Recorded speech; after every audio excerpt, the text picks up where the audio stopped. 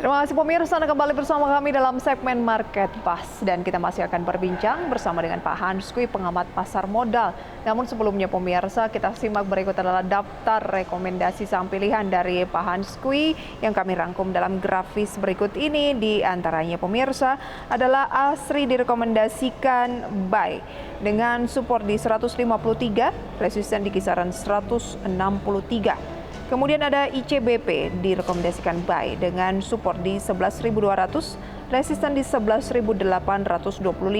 SCMA direkomendasikan buy dengan support 142, resisten di 162, dan Unilever buy di support 2.800 dan resisten di 3.280. Itu dia pemirsa, rekomendasi saham pilihan kita akan ulas satu persatu. Pak Hans, nggak semua saham yang Anda rekomendasikan ini adalah blue chips ya, mengapa demikian? Ya, ini kalau ini untuk trading ya, jadi tentu kita harus memanfaatkan trading di jangka yang agak pendek gitu ya. Kebetulan saham-saham tadi ada potensi penguatan ya secara sistem trading yang kami pakai gitu. Jadi makanya saham-saham itu yang kami rekomendasikan beli. Tapi di jangka panjang tentu kita harus melihat bahwa saham yang berkinerja bagus itu biasanya yang akan terapresiasi naik ke atas. Jadi investor yang punya horizon yang jangka panjang tentu harus melihat laba korporasi gitu. Memang dari beberapa pekan lalu sudah terlihat saham seperti BRI, Mandiri itu kinerjanya sangat bagus ya, dan ini yang menyebabkan saham-saham tersebut terlihat terapresiasi naik ke atas ya pada perdagangan beberapa sepekan atau pekan lalu juga. Oke, langsung saja kita ulas. Kita mulai terlebih dahulu dari ASRI yang Anda rekomendasikan buy di 153, ada resisten di sekitar 163. Ya, ASRI ini memang sebenarnya masih terlihat murah ya kalau kita lihat secara fundamental gitu ya. Memang return on equity ya itu masih rendah ya di tahun 2023 ya annualized-nya. Tapi PER-nya 10 kali, price book value 0,28. Ya, jadi ASRI ini masih jadi satu pilihan yang cukup menarik gitu. Nah, untuk ASRI sendiri kami melihat potensi pembelian itu di 153 sampai 157. Nanti kalau penurunan 150 baru kita cut loss, target kita 163 sampai 170 gitu ya. Nah, secara umum memang saham ASRI ini dalam tren yang agak turun ya, cenderung sideways di jangka pendek gitu ya, tetapi jangka menengah masih dalam tren turun dan jangka panjang agak tren sideways. Jadi kita mengharapkan swing ke atas untuk saham ASRI sendiri. Baik, 157 boleh untuk melakukan cicil beli. Saat ini kan memang di 157, cut loss kalau di bawah 150 ya untuk ASRI. Baik, kemudian Anda juga merekomendasikan dari consumer good ada ICBP. Ya, ICBP salah satu emiten yang harusnya cukup positif ya pergerakannya ke depan ya. Apalagi kita menunggu realisasi program susu gratis juga yang makan siang dan susu gratis ya. Biarpun mungkin bertahap dijalankan, tetapi kalau memang dilakukan, ICBP juga salah satu emiten yang mendapatkan sentimen yang cukup positif dari kebijakan tadi.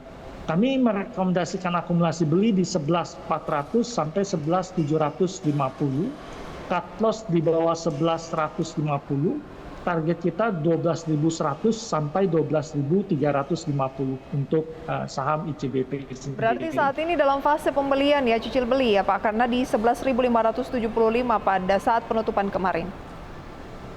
Ya betul, jadi ICBP termasuk yang kita rekomendasikan untuk cicil beli. Baik, kita ke emiten yang juga masih dari sektor yang sama. Anda juga merekomendasikan Unilever. Ya, Unilever memang cukup menarik gitu ya, bahwa memang ada sedikit tekanan terhadap harga saham ini ya. Jadi dia terus-menerus menunjukkan tren yang turun gitu ya. Tapi kami melihat memang masih spekulatif buy ya di Unilever 2.800 sampai 2.870, cut loss di bawah 2.740, target kita 2.980 sampai 3.280 gitu. Nah, Unilever sendiri memang kalau kita lihat harusnya punya potensi ya mulai terapresiasi naik kembali gitu ya. Memang ada sedikit challenge gitu ya. Banyak sekali sekarang penjual-penjual retail itu membuat produk bekerja sama dengan UMKM. Ya, kalau dulu kalau kita pergi ke supermarket kemana-mana, hampir semua produk itu adalah milik Unilever ya. Tapi sekarang ada Indomaret, Alfamaret itu banyak menggandeng UMKM menjual produk-produk yang sedikit memang harus kita akui mengganggu ya daripada penjualan Unilever sendiri. Oke, jadi Anda optimis ya Pak, Unilever ini harusnya masih bisa membukukan kenaikan mengingat kinerjanya semua merah ya Pak ya, year to date, 6 bulan, 1 minggu, semua masih minus. Akan confirm dan lebih bagus lagi kalau berhasil break di posisi berapa Pak yang terdekat? Ya, memang kalau kita lihat Unilever sendiri ya, kalau seandainya harga sahamnya bisa bergerak naik dan menembus level 3.280, ini baru ada konfirmasi untuk mengalami kenaikan. Nah, kalau di jangka pendek kita mengharapkan dia bisa tembus 2940 ya. Nah, 2940 kalau bisa ditembus oleh Unilever, ada peluang dia bergerak ke 3.280. Nah, kalau dia bisa confirm break level ini, saya pikir dia baru memulai trennya ya. Tapi ya di jangka pendek kita harus mengakui bahwa Unilever ini ya masih dalam tren turun ya. Jadi ini rekomendasi untuk trading di Unilever. Untuk trading di Unilever, perhatikan ada support di 2.800 ya. Atau supportnya di level berapa Pak? Ya. Itu level pembelian ya?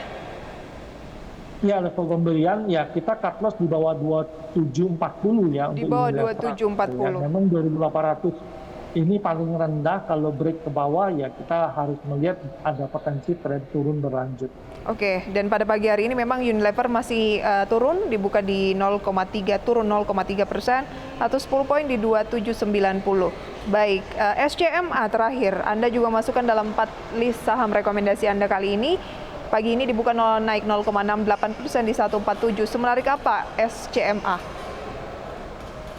Ya, SCMA kalau kita pikir ini spekulatif buy juga saham ini ya. Jadi kita merekomendasikan beli di 142 sampai 149. Cut loss di bawah 139. Target kita 155 sampai 162 gitu. Nah, SCMA sendiri ini memang harusnya emiten yang juga diuntungkan waktu periode pemilu ya, karena biasanya pada periode itu penjualan iklan meningkat naik ke atas gitu. Saham ini pernya kelihatannya di 34 ya, PBV-nya 128 ya. Ya, jadi tidak terlalu murah secara fundamental, tapi ini untuk trading aja karena kemarin tren turun, tetapi candle-nya menunjukkan perlawanan ya. Jadi spinning bottom ya kelihatan di sana, jadi ada perlawanan, ada potensi untuk menguat, tetapi untuk trading saja SMA. Untuk trading saja SMA, 142 level-level berinya, targetnya ada di 162, cut loss di bawah level berapa Pak? Cut loss di bawah 139 ya untuk SMA. Cut loss di bawah 139. Kalau kita cermati dari ASRI, ICBP, SCMA, Unilever, rekomendasi Pak Hans, trading kali ini memang lebih suka saham-saham yang secara performance masih merah, tapi ada peluang pembalikan arah, begitu ya Pak ya? Ya, memang kita lihat sebagian saham blue chip kan udah di level-level yang atas ya, jadi kita melihat ada peluang swing di beberapa saham. Oke.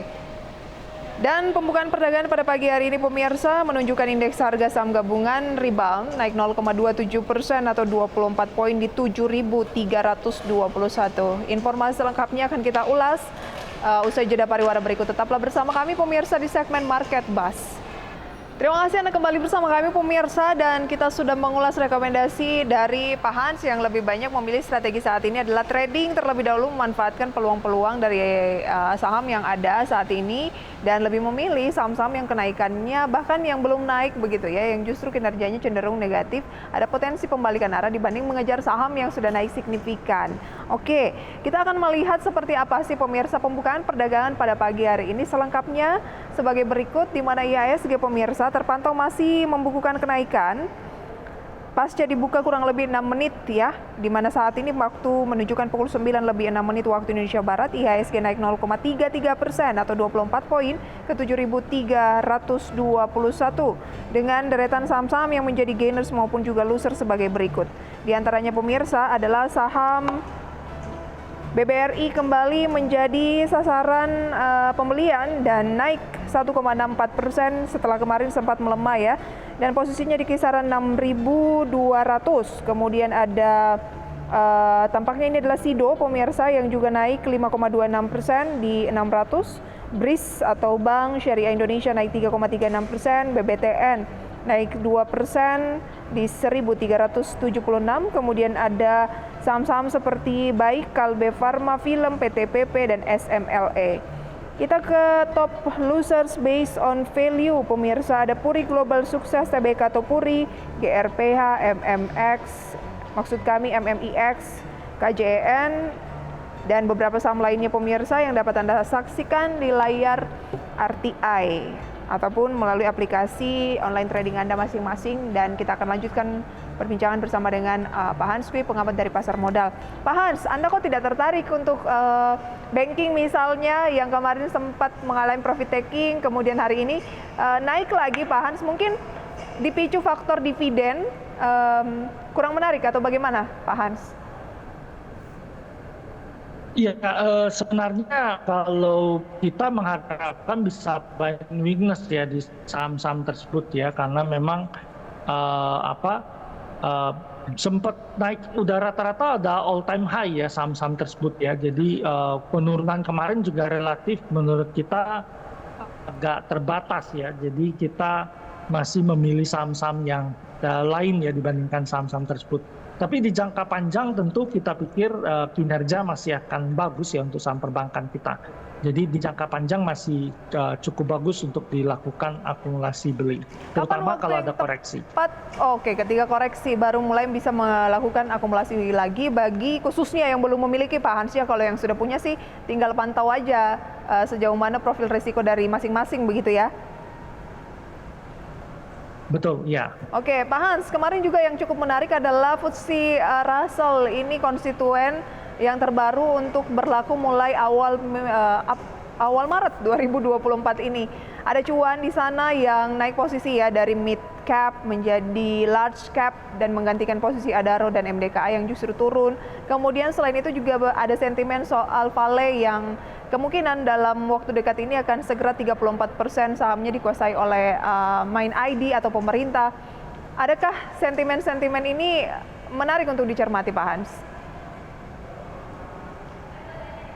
Iya, kemarin saham cuan kan auto rejection atas ya sesudah dia masuk ke FTSE ya. Jadi kita harus melihat bahwa saham-saham yang masuk ke dalam indeks gitu ya, itu cenderung akan dibeli ya oleh para fund manager yang memakai strategi indexing gitu. Jadi ketika fund manager tadi memakai strategi indexing, mereka akan cenderung melakukan akumulasi terhadap saham-saham yang baru saja masuk ke dalam indeks tersebut. Nah, ini yang menyebabkan saham tersebut mengalami peningkatan. Dan masuknya cuan ini cukup menarik karena ada juga beberapa saham yang dari largest jadi bergerak ke medium gitu ya. Jadi ada pergeseran di sana. Sehingga biasanya orang akan menjual yang di medium tadi dan pindah ke yang largest tadi ya. Artinya kalau satu fund manager memakai FTSE tadi, FTSE Russell sebagai indeks acuan mereka dalam membentuk portofolio, dia akan menyesuaikan ketika ada adjustment tadi. Saham yang keluar akan dia jual, saham yang masuk akan dia beli gitu. Nah, ini yang menyebabkan saham tersebut mengalami peningkatan. Cukup bisa Kemudian menjadi untuk Inco acuan sendiri kalau kita lihat memang kinerja. Pak Hans, ya, apakah cuan memang cukup bisa menjadi acuan? Maksud saya FTSE Russell, apakah memang bisa cukup menjadi acuan untuk kita dalam berinvestasi? Ya, memang kalau kita lihat kalau di dunia ini banyak sekali fund manager yang memakai strategi indexing. Jadi mereka melakukan investasi berdasarkan satu indeks ya yang dia pakai. Tetapi untuk investor retail tentu kita juga sedikit hati-hati karena saham cuan ini beberapa rasio valuasinya relatif cukup tinggi ya. Jadi saya merekomendasikan cuan ini spekulatif ya kalau kita mau melakukan pembelian di sana. Ya? Jadi Oke. ini bukan untuk ya dipegang dalam jangka panjang. Baik, singkat untuk Inco tadi, Bapak sempat menyebutkan Inco. Ya, Inco itu mengalami perbaikan kinerja ya. Jadi kalau kita lihat laba korporasi membaik gitu ya, kinerja membaik sehingga harga sahamnya terapresiasi naik. Memang challenge besar kita saat ini adalah harga nikel yang turun cukup banyak ya dalam beberapa tahun ini ya. Dan itu juga dikontribusi oleh Indonesia yang memproduksi nikel cukup banyak. Tetapi kalau kita lihat dalam prediksi rata-rata tahunan, diperkirakan nikel itu ada di 20 ribuan gitu ya rata-rata harga nikel. Tahun lalu 23 ribu, biarpun ditutup 16 ribuan gitu ya. Nah, artinya harga nikel ini cenderung akan flat dan ada potensi peningkatan. Jadi kalau kita lihat Inco ini juga cukup menarik gitu ya. Baik. Dan Inco memang pagi harus ini, kita akui, Pak Hans, memang nikel Inco pagi ini ya, naik 1%, masih melanjutkan penguatan di 3.900 dan kalau diperhatikan begitu ya, memang sepekan masih turun 4%. Kira-kira berapa resistennya singkat saja untuk Inco? Ya, kalau Inco sendiri kalau kita lihat resistennya yang terdekat ini memang levelnya adalah di 24.230 ya sebagai resisten, sedangkan spotnya ada di 3.610 gitu. Cenderung maaf, ya Pak. akumulasi beli ya untuk Inco juga. Resistennya di 4.230 untuk Inco, kemudian supportnya di 3.610. Cenderung akumulasi beli juga untuk Inco. Baik, terima kasih Pak Hans. Sayang sekali waktu kita terbatas, masih banyak yang ingin kita perbincangkan. Tapi semoga apa yang sudah kita bahas kurang lebih 30 menit ini bisa menjadi referensi sumber informasi untuk portofolio pemirsa dimanapun berada. Pak Hans, terima kasih. Sampai berjumpa kembali. Ya, selamat pagi. Terima kasih. Selamat pagi. Dan keputusan investasi pemirsa kami kembalikan sepenuhnya ke tangan Anda ya.